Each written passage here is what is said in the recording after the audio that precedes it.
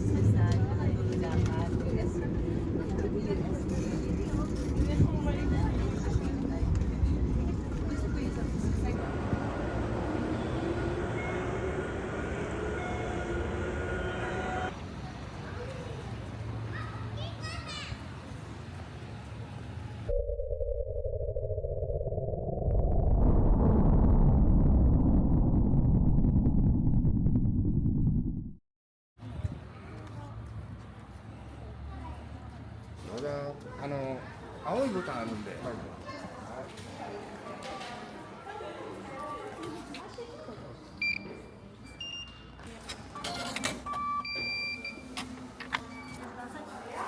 います。参入会に使いますのでお待ちください。いってらっしゃいませ。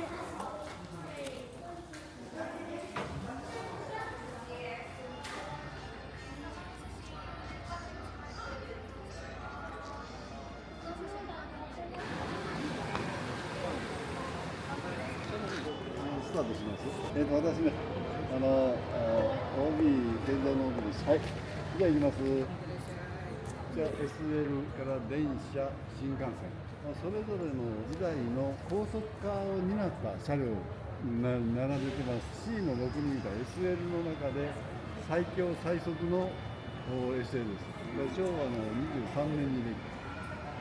でこれが時速でどのぐらい出したかと言いますと、試験運行がありますけれども、129キロ、129キロと、この今、東海道線を大阪に新快速、それのほぼ匹敵するスピードを出す。客車引っ張るときにはもう100キロぐらいで走るんですけどね、まあ、試験的にはそういうあれ。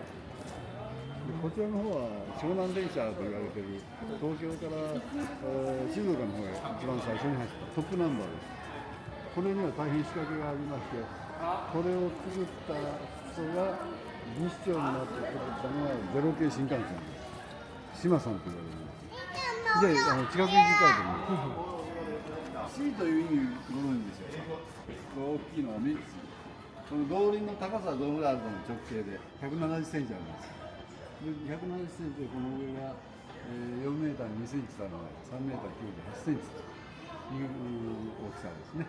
はい、この長さは21.5メーターぐらいの感じ。石炭で動くんです。これは3つの動輪の中で重要な役割を果たすのはこの動輪です。真ん中の動輪、この分動すごく大きいです。だからこっちの動輪と比べていっぱいこういうピストンがつながってるんですね。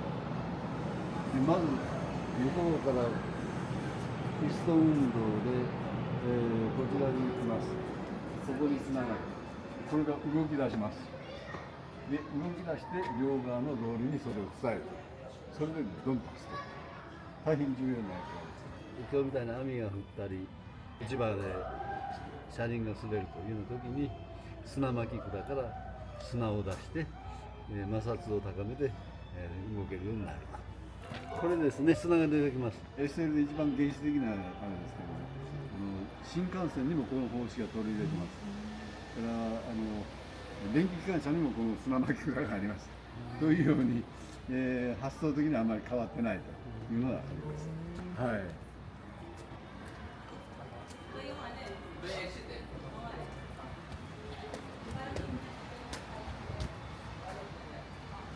電車で長距離で長編成で走ったこれがトップナンバーの車両を並べてます。こちらが運転席、クハの86番、向こうが高橋さんの中間席ですね、マーの8番。どこが違うかと言いますと、通常運転席の下にはモーターをつけていることが多いんです。ところがこれはモーターをつけてません。でモーターをコントロールする機能だけは持ってる。中間車にモーターをつけて長距離走ったこれ一番最初。湘南地方のみかんの家からみかんの葉っぱのね、こういうことを言われています。それなら茶色っぽいか黒っぽい色だったんですね。でただしそれはどうも後付けでつけた理屈らしくて、最初はなんか目立った綺麗な色したいねというところが発想があったんです。座席がこういうように向かい合わせのクロスシートしたのもいつでも乗り心地がいいようにと考えた人が島秀夫さん。これは新幹線の0キロを通った時の技師長文化勲章まで見られます。こう見ていただきますと、そこから見ていただいて、こちらがグリーン車、こちらが普通車で、グリーン車にはグリーンのマークがついてます。このグリーンのマーク以外にパッと見てこれはグリーンだと分かるところがあるんですが、どこでしょうか。入り口がゴールドになる。はい、でどちらかというとグリーンはゴールド基調につく、普通車はシルバー基調につく。まあ当時オリンピック目の前にしてましたんで、ゴールドに血がついてるのかも。いつもねそういうのになる。ということでゴールド基調で全車両にですねこれがついてます。ゼロ系新幹線。これ果たしてこれね実はここから何かあった時にパッと逃げるように脱出口なんです。ただし一回も使ったことありません、幸いなこと。これ以降の新幹線にはもうこれはつけてないということです。ただし最初の頃はこういうのをつけてですね。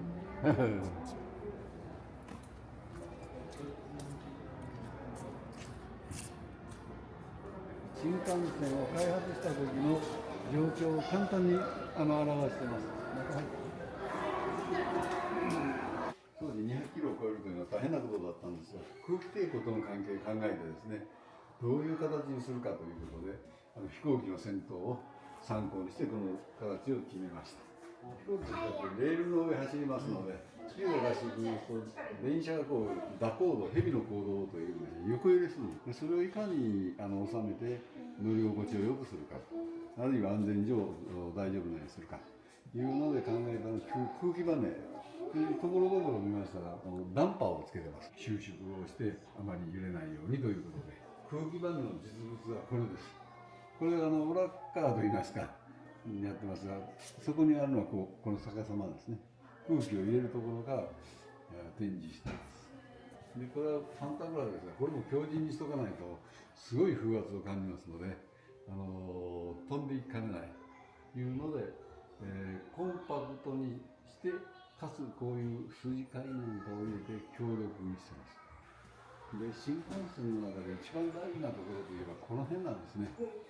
これ210キロで走っていきますから、その上のところにバツ印がついて、そのちょっとかすかにしか見えませんが70とか120とか見えますでしょうか。これが実は信号なんです。車上にある信号ですから車上信号と言います。在来線なんかは線路の横にこう赤や青黄とかあるんですが、在来線のように信号の横で確認してたらとても動作が間に合わない。ここに信号、この電車は何キロ以内で走りなさいよというのが出てきます。でもしそれをオーバーしたらどうかと言いますと、ブレーキがかかる。で前との距離を一定保っておかないと衝突の可能性がありますので、そのことを考えてこういう信号で表す。時間を睨んで、駅にピチッと着くように計算をしながら走っていく。コントロールするシステムは ATC、オートマティックトレインコントロールということで、ここに信号が来るんですが、その信号はちょっとこっちに見てください。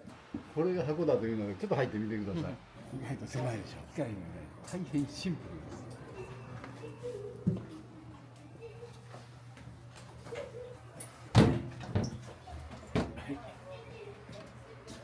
この上のところは割とこっちは見やすいですね。ボタンはあるけどそんなにややこしいことないですよ。飛行機に比べますとシンプルです。これがその信号を受け止めるボックスです。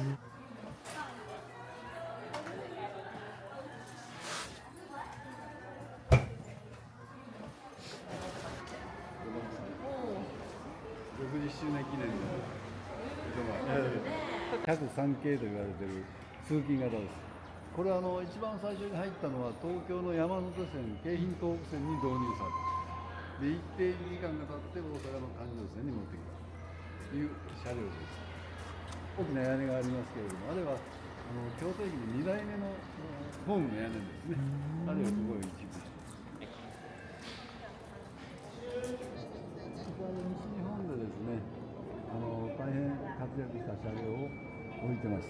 500系の新幹線、世界で一番最初に時速300キロで営業運転したのがこの車両です。でこちらの方はですね、昼は座席の特急、夜は寝台の特急で、昼夜同じ車両で運用した車両です。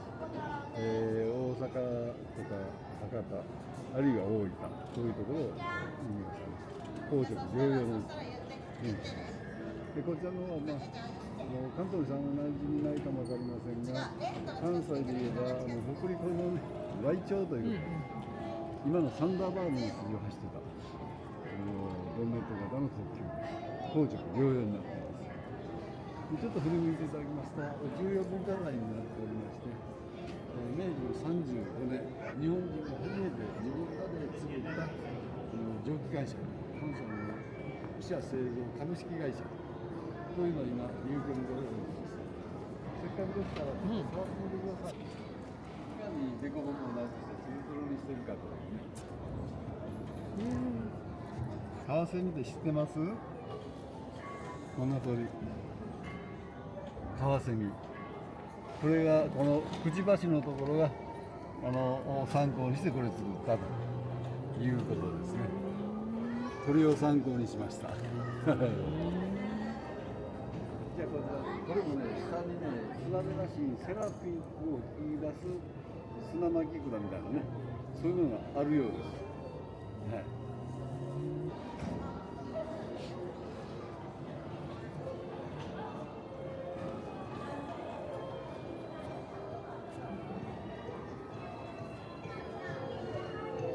見てもらったら、丸い断面。ここはこっちの方は台形になってます。向こうは四角。それぞれのいわば電車のね、用途に応じた断面が見られるということです。これは151系の小玉ですね。はい。これ大変高いところに運転席がありますので、車両の中に階段があるという非常に変わった作りです。どうぞ上がってみてください。頭を打たないようにお願いします。頭を打たない。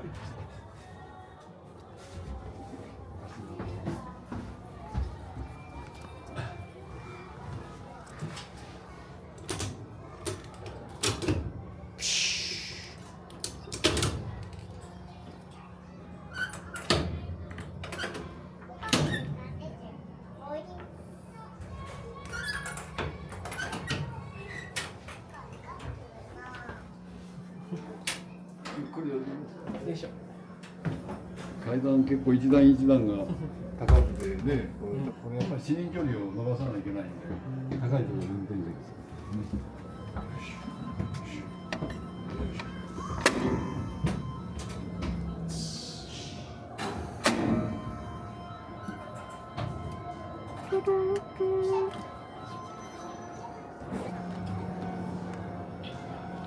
新幹線ができるので、これが一番大阪、東京間速い列車ですね。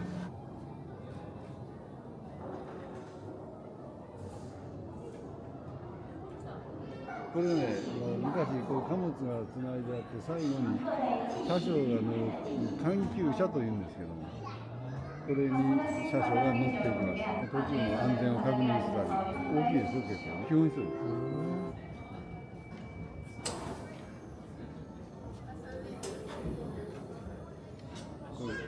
500ccの半角です。ギザギザわかります。あそこで小さな渦をして大きな渦を消して音を消すための仕掛けです。フクロウが餌を取り、パーッと降りるときに音もなく降りてくる。その時はなぜかなということで研究した結果、トレーニングと得てこれです。スピードを出していくのは、ある意味騒音との戦いですから、いかに騒音を減らしていくかということにいろんなところに知恵を絞っています。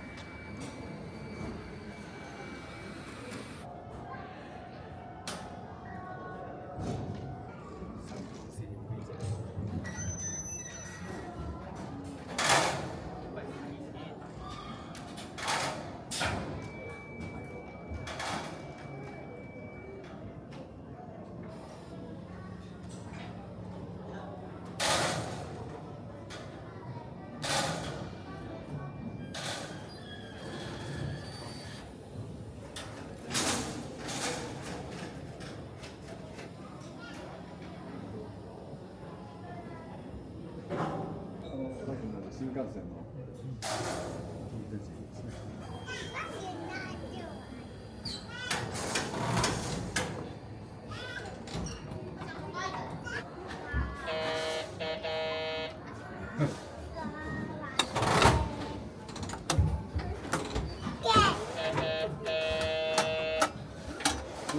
トントンツーがこの電車はどこへ止まるのかっていうのは本に数字が引っ張ってあるんですね。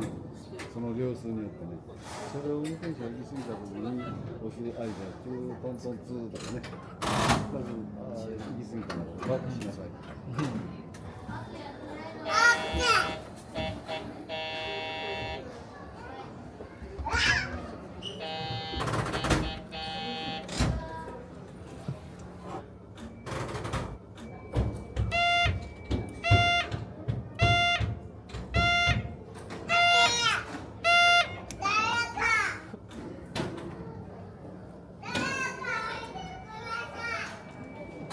結構地味なんですけれども、大体標準機ですね。1435ミリ。ここは1067です。競技ですね。在来線が向こう、新幹線です。変な数なんですけども、これは全部イギリスで、使われてた数字を日本で使いやすいようにメートル法に直したらそんな数字、変な数字ですね、1067になっちゃうね。3フィート6インチですかね、8.5インチがこの標準です。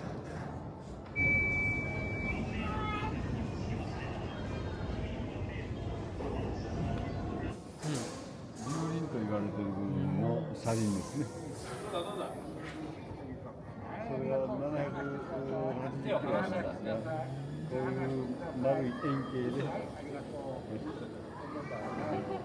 レールとの接点が、すごくわずか。はい、上のボタンを押してゆっくり引っ張ってください。レールと接点しているところが親指ぐらいなんですね。ぐるっと回ることによって、理屈はね、ちょっとこの辺で。はい、ありがとうございました。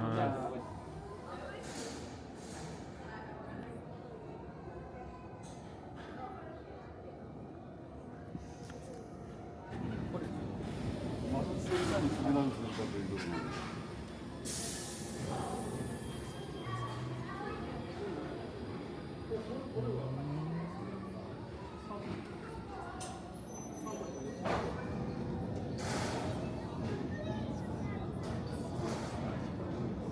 いくつかの種類があります。その中でここからスタートして一番最後まで走るのはどれでしょうかと。もう論外ですね。ヒントは前にある車輪なんです。フランジが出てるというのがヒントですね。車輪がやや外側に向けて傾斜がある。フランジがあったら大事。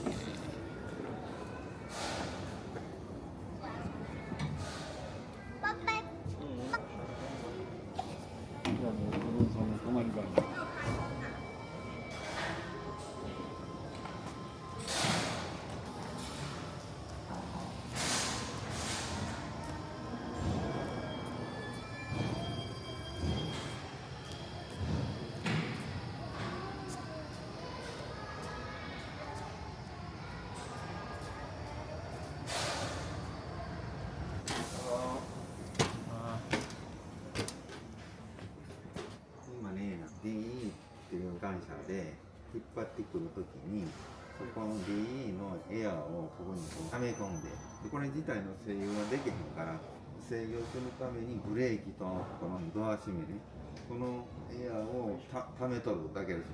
普段こんなんしてませんよね、営業車やから。臨時に貨物列車みたいな扱いで来てますのでね、自力で来てないんです。そのためのエアコンってない、エアコンプレッサーか。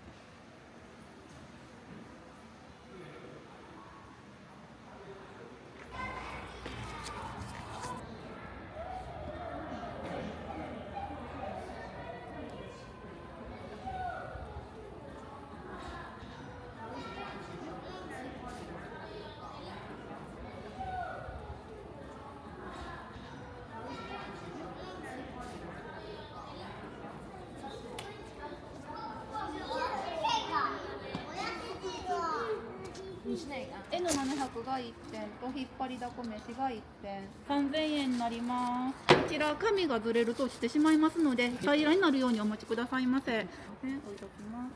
3000円ちょうどお預かりいたします。ありがとうございます。お気をつけて。ありがとうございます。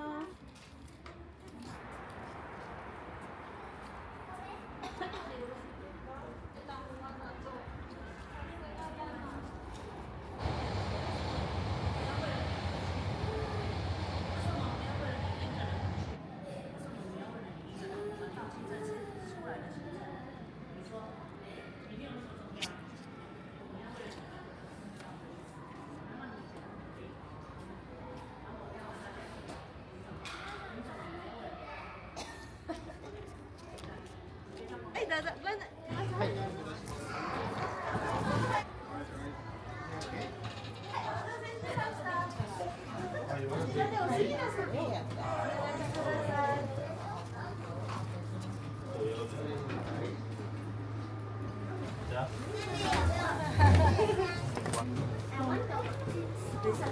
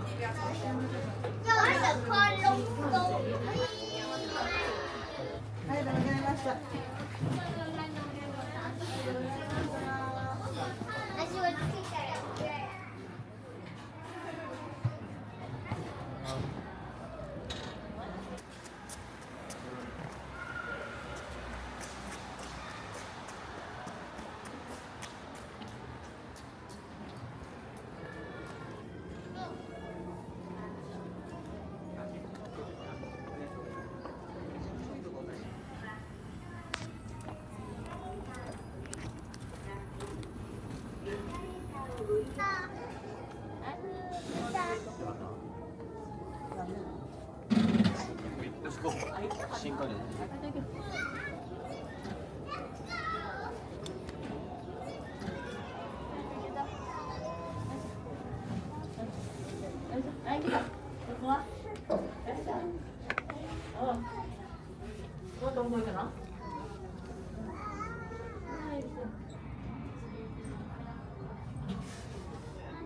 ここ？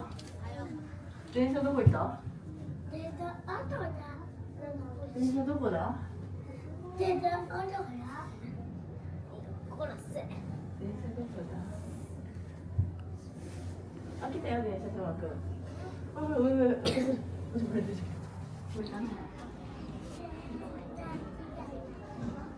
こから線路見える。線路の床や。あ、どこ行くの？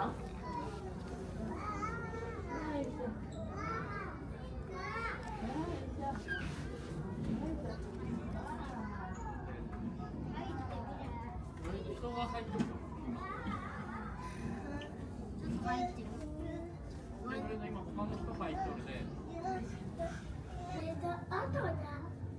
電車どこだ？お邪魔します。こらせ。電車どこだ？今2歳。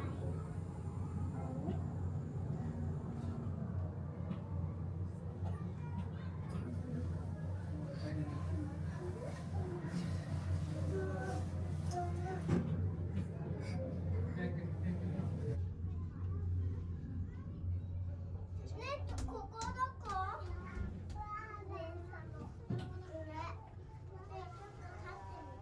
あれ？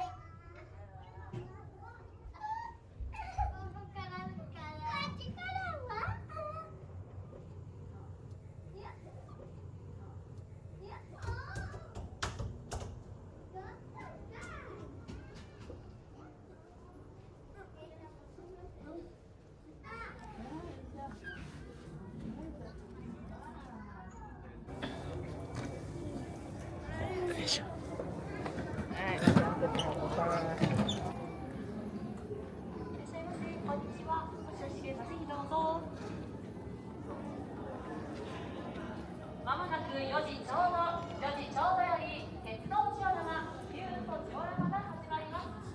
山陽新幹線がビューとジオラマを駆け抜ける上映となっております。歴代でさまざまな山陽新幹線が走行するこの各両方多様放送映像を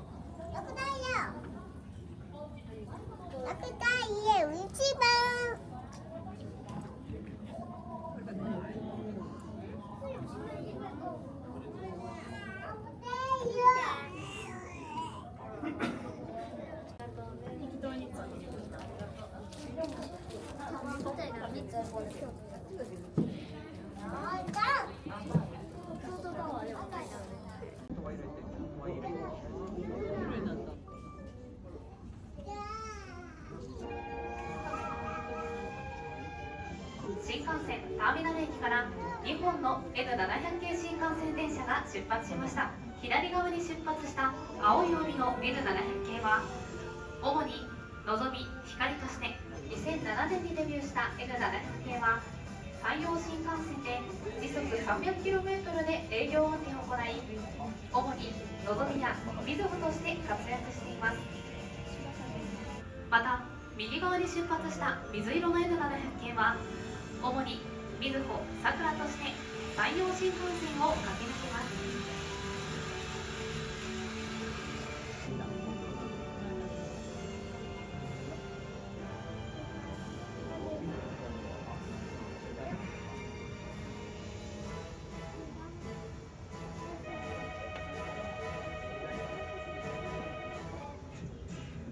続いて在来線駅から左に向かってスーパーハットが出発しました。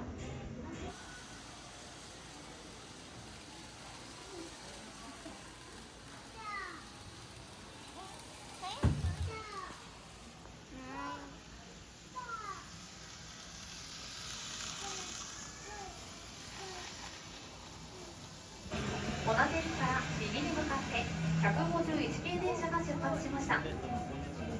151系は山陽新幹線の開業前に在来線特急のスバルやハトとして関西と広島や福岡を結んだ車両です。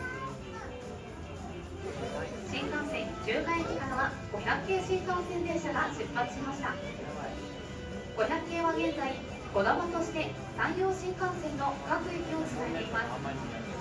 また近年はキャラクターとのコラボレーション列車を運行しています。500系は日本で初めて時速 300km で営業運転を行った新幹線車両です。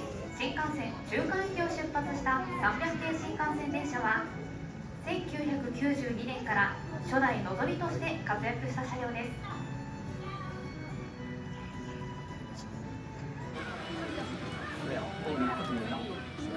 トワイライトエクスプレス水風は京都を通る際、当館からも走行する姿をご覧いただけます。ぜひ見かけたら手を振ってみてください。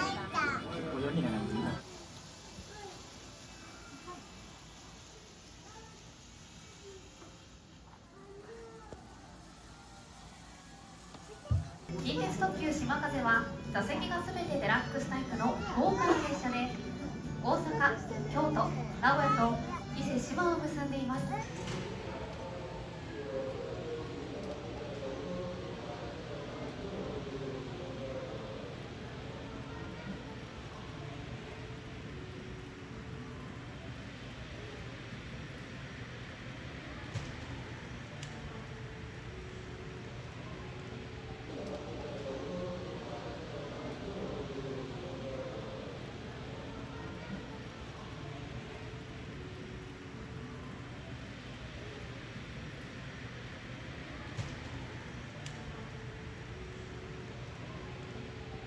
左に向かって581系特急型電車が出発します。在来線の山陽本線を通って関西と九州を結んだ車両です。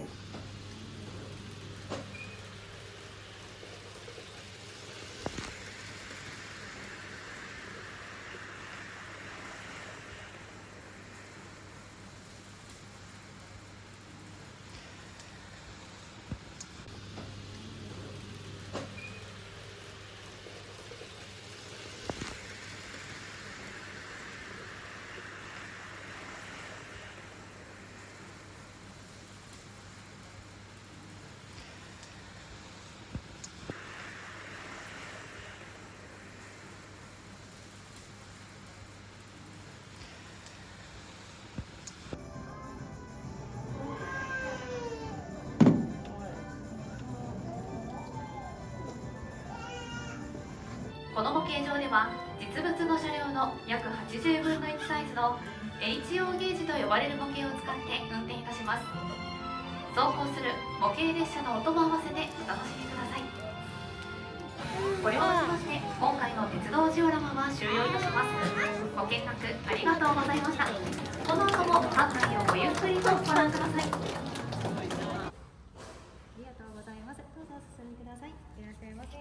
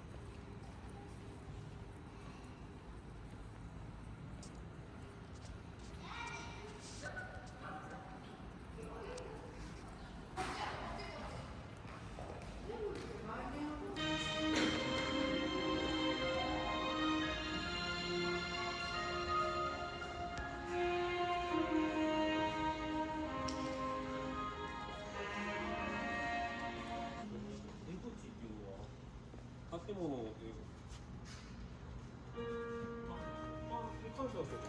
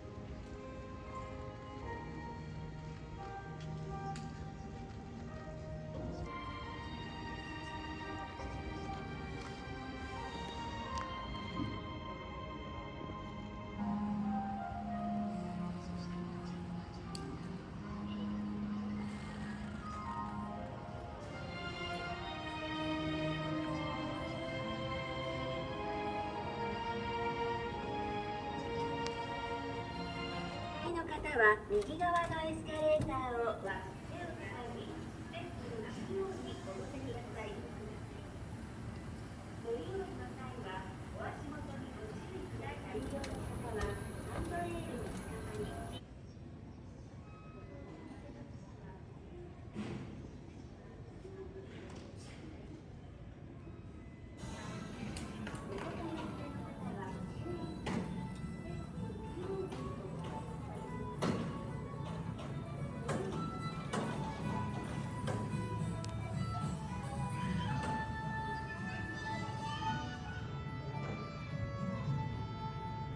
まもなく夜がやってきます。